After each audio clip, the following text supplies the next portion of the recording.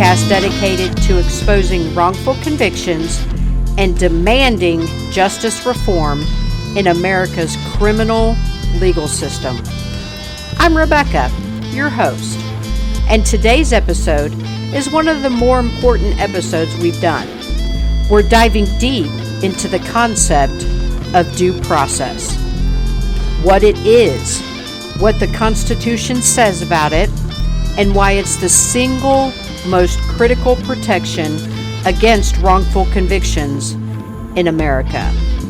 If you listen to the last 3 episodes, you can see how due process has been violated, how somebody was sent to prison for 60 years to life without even an evidentiary hearing.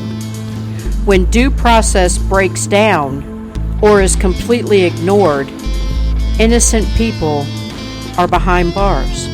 So let's break down the law, the history, the heartbreak, and the hope for reform. You'll hear stories about people whose cases have become a prominent part of the court system, how the law analyzes it, and a call to action. Now, grab you a cup of coffee, get comfortable, and let's get started. The first thing you need to do is understand due process. So what is it? Well, let's start at the very beginning. What exactly is due process? You might have heard the term in movies or on TV, but it's more than just legal jargon.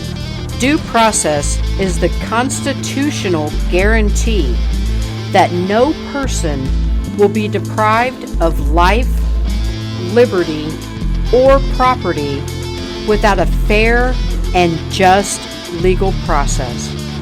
It's about fairness, transparency, and accountability at every stage of the criminal justice process. In plain English, due process means the government can't just decide you're guilty and throw you in the prison, even though they do it all the time. When prosecutors ignore or bury evidence, they are violating your right to due process. They have to follow the rules. The rules are designed to protect you from mistakes, from abuse, and from corruption. But does it really? The roots of due process go all the way back to the Magna Carta of 1215. That document declared that no free person could be punished except by the lawful judgment of his peers or by the law of the land. That idea crossed the Atlantic and became the backbone of the U.S. Constitution. Now let me stop for a minute and ask you, what is your idea of judge by peers? When you have a jury of your peers, what does that mean to you? Who do you consider your peers? Do you look at race, social status, gender? Because I don't, or at least I didn't until I started this podcast. Now I understand a lot of juries are filled with people that cannot relate to the person that is on trial. They're either a different race or a different gender, or they have a different economic status. So explain to me how a billionaire can understand the plight of a single mother stealing a loaf of bread to feed her kids. They can't. So do you honestly think that they're going to be fair and impartial? Absolutely not. Absolutely not. So just take for a minute and think, what does a jury of your peers actually mean to you? What does that look like to you? So let's get back to the types of due process. There's procedural due process. Is the process itself fair? Are your rights protected at every step of the process? Then there's substantive due process. Are there fundamental rights that can't be taken away no matter what?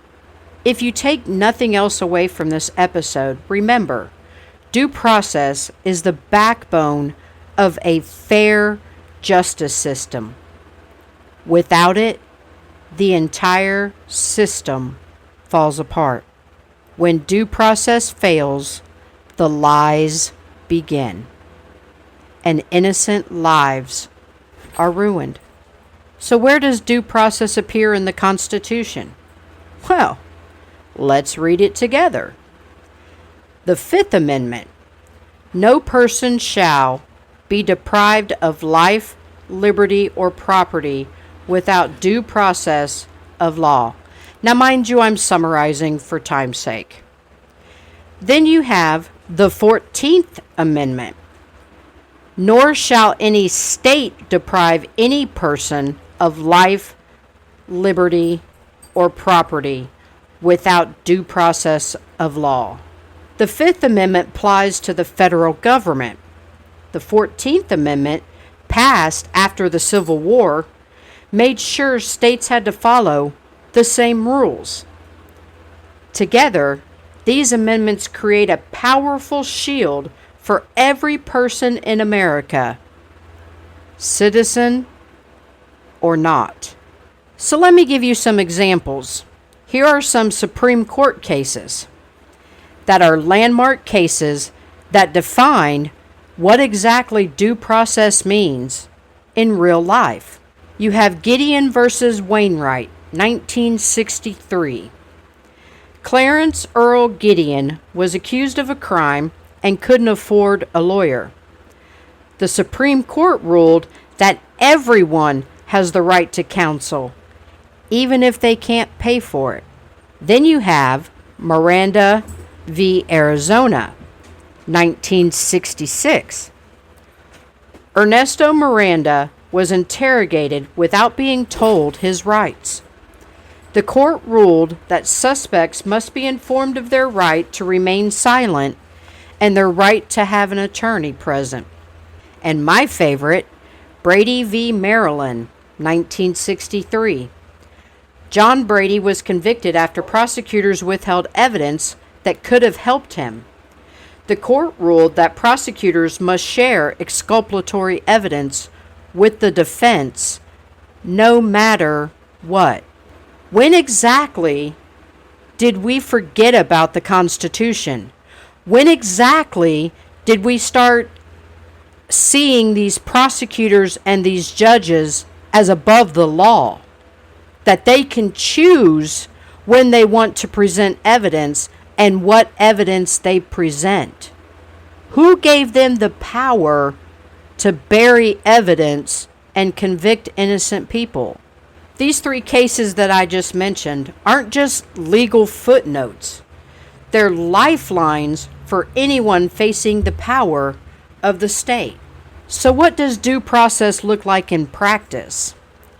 Let's take a walk through the criminal justice process and see exactly how due process is supposed to work. So the step one, you get arrested. The police must tell you why. You read your Miranda rights, the right to remain silent, the right to an attorney. Then you have charges and bail. You're brought before a judge and told the charges against you. You have the right to request bail and to know what evidence is being used against you. The right to counsel. If you can't afford a lawyer, the court must appoint one for you. Your lawyer can review the evidence, challenge the prosecution, and build your defense. Then you go to trial. You have the right to a public trial by an impartial jury. You can call witnesses, present evidence, and cross-examine the prosecution's witnesses. The judge must remain neutral. No conflicts of interest at all. Then you get the verdict and the appeals process. If you're convicted, you have the right to appeal the decision. The appeals process is another layer of protection to catch mistakes. Sounds fair, right? But the reality is, it doesn't always match the ideal. And when due process breaks down, the consequences are devastating.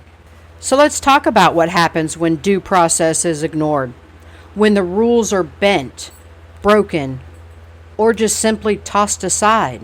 Here's some common violations. Withheld evidence. Prosecutors hiding evidence that can clear your name. That's a Brady violation. Coerced confessions. Police use threats, lies, or violence to force a confession, sometimes from people who are completely innocent, but after hours of interrogation, start to believe what the police are telling them. Denied counsel. Defendants are left to fend for themselves with no lawyer to help them navigate the system. It's a black hole. Once you're in it, it's almost impossible to get out.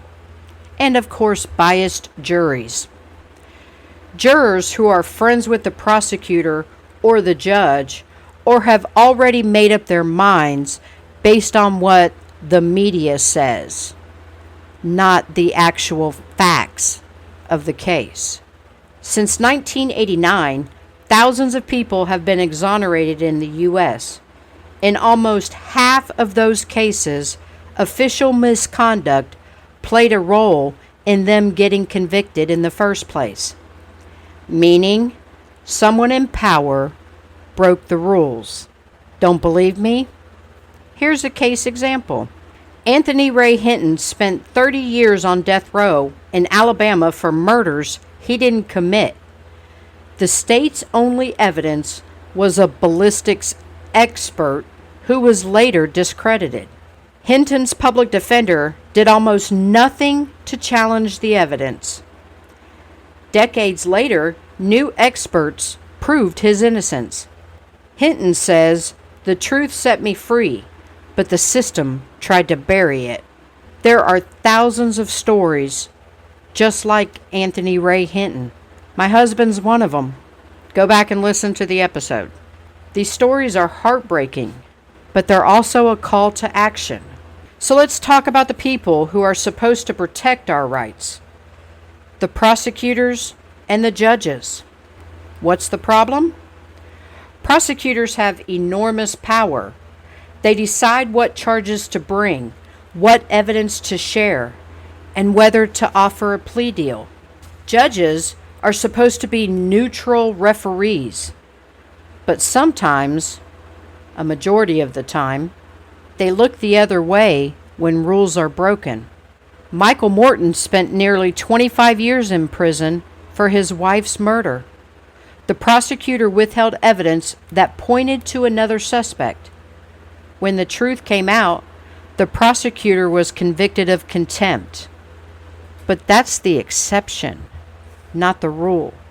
Let's talk about the real cost of due process violations.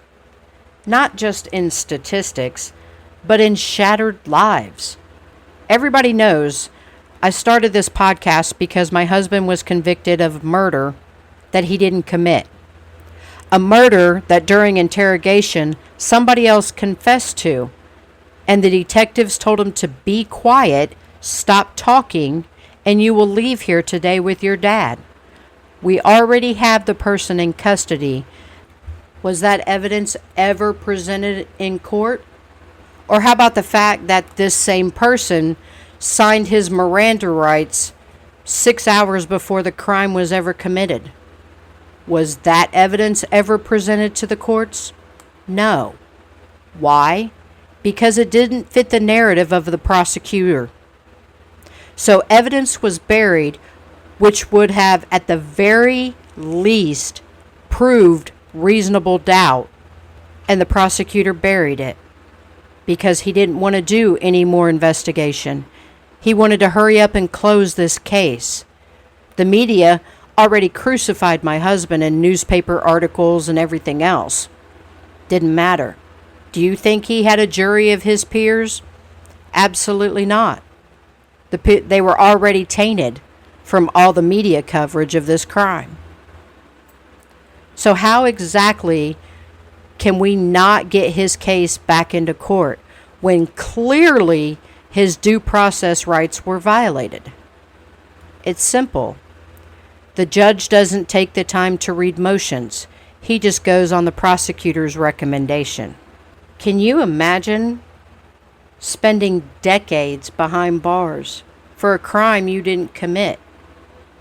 Not only are you missing your children growing up, you lose your home, your job, your health, missed events, birthdays, Christmases, other holidays, loved ones passing away without getting to say goodbye.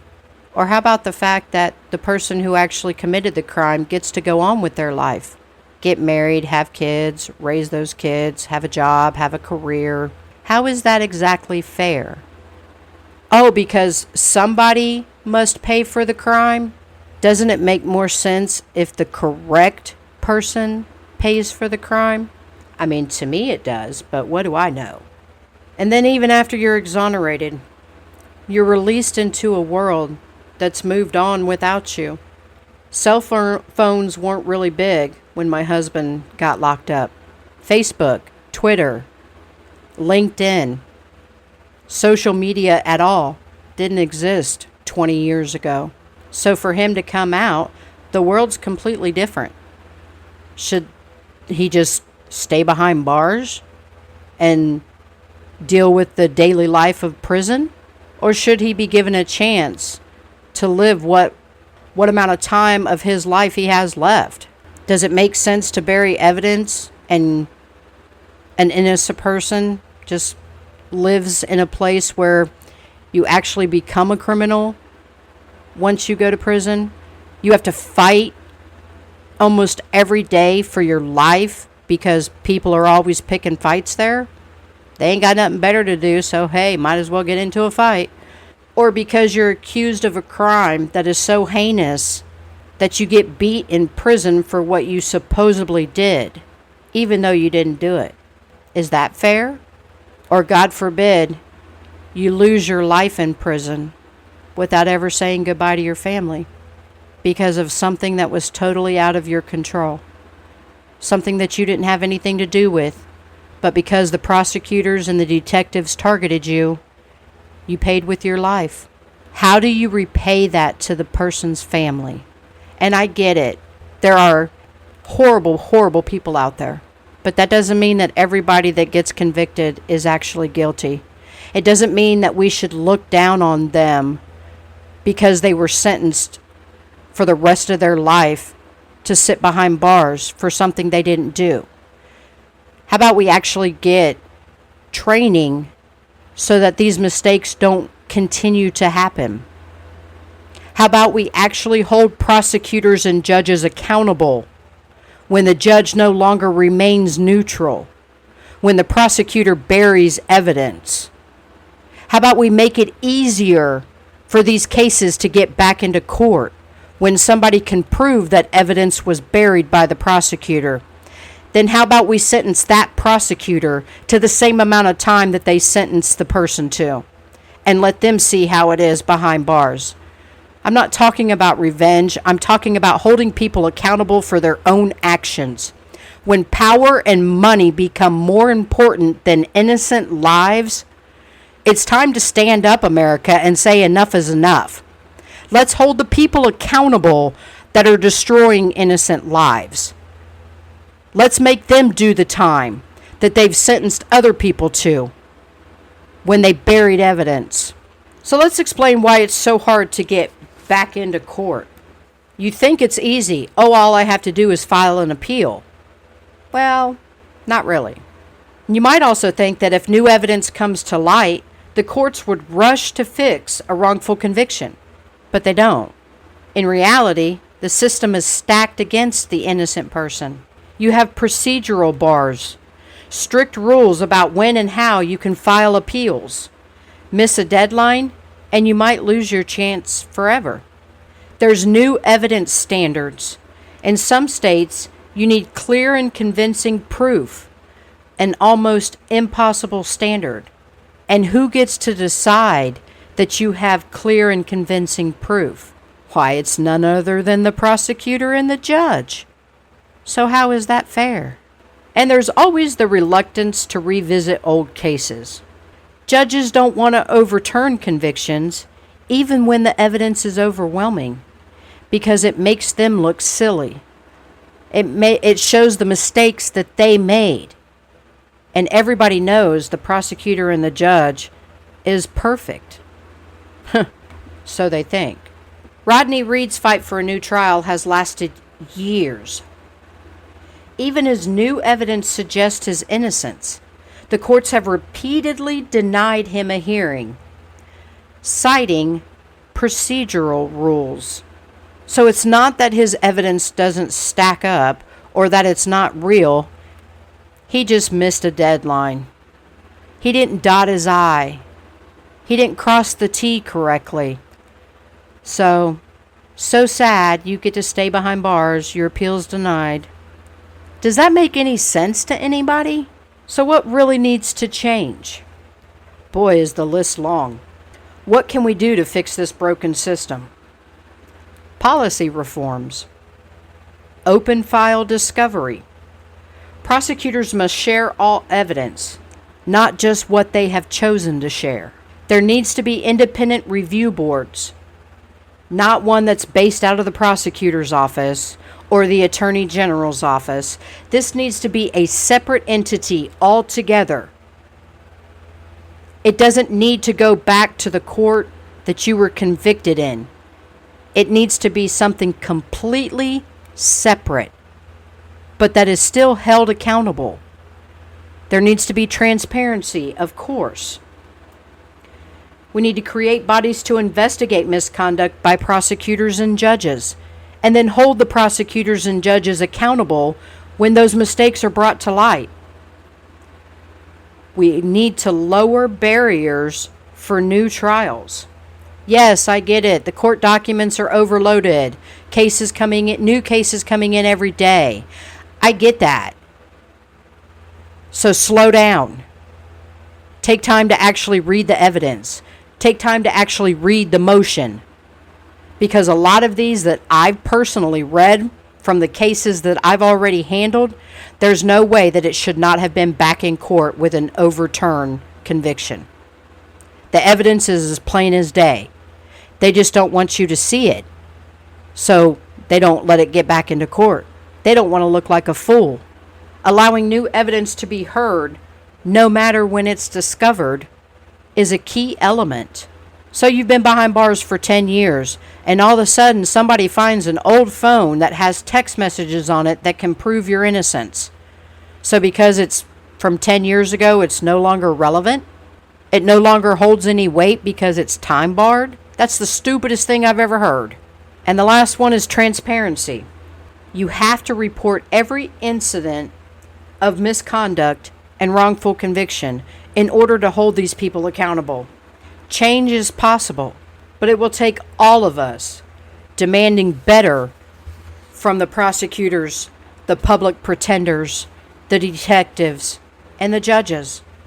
We need to quit worrying about basing promotions off of your conviction rate. We need to be able to see what a judge's record is by ethnicity, not just male and female. It's an epidemic here, people, and y'all need to open your eyes and see what's actually happening right in front of you, because you never know. Tomorrow, it could be you. So after everything we've explored today, you might be asking, what can I do to make a real difference? The answer is simple. More than you think. It's easy. Support our mission. If you believe in fighting for justice reform and exposing wrongful convictions, go to wickedlyjudged.com. You can purchase exclusive merchandise that not only helps spread awareness, but directly funds our investigative work, our podcast production, our outreach efforts. Every purchase helps us keep shining a light on this injustice.